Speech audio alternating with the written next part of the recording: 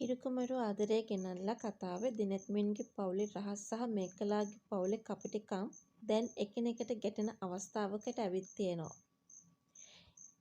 ඉතින් දිනෙත්මින් තමන්ගේ මවට මිසස් රාජනායක නමින් කතා කරන්නේ. මෙන්න මේ විදියට ආමන්ත්‍රණය කිරීමෙන්ම පෙන්නනවා ඔවුන් අතර තියෙන දුරස්ථභාවය සහ සැකය කොයිතරම්ද කියලා. දිනෙත්මින්ගේ බිරිඳගේ මරණය සහ මේකලාගේ තාත්තා.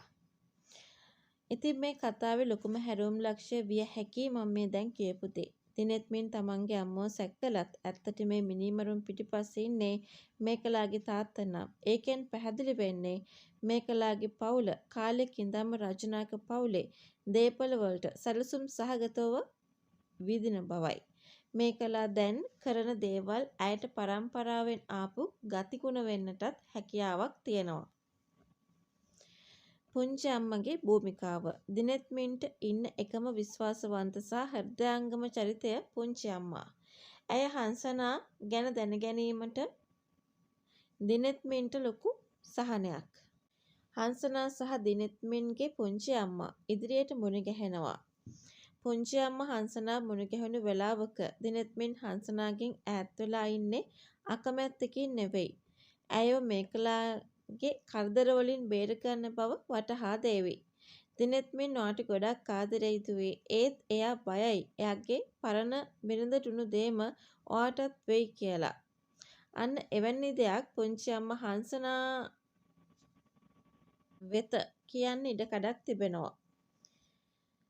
හංසනාගේ තීරණය.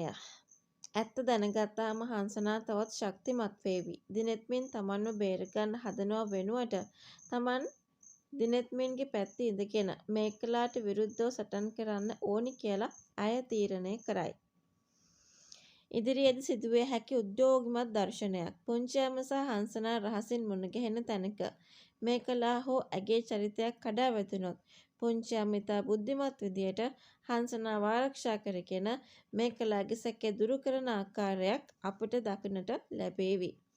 එමෙන්ම දිනෙත්මින්ගේ මරණය ගැන විශේෂයෙන්ම බිරිඳගේ මරණය ගැන අලුත් සාක්ෂියක් සමහර විට පරණ සේවකයෙක් හෝ ලියවිල්ලක් හරහා මතුවෙලා ඒකෙන් මේකලාගේ තාත්තා කොටු වෙන තැනකට කතාව ගලාගෙන යන්න පුළුවන්.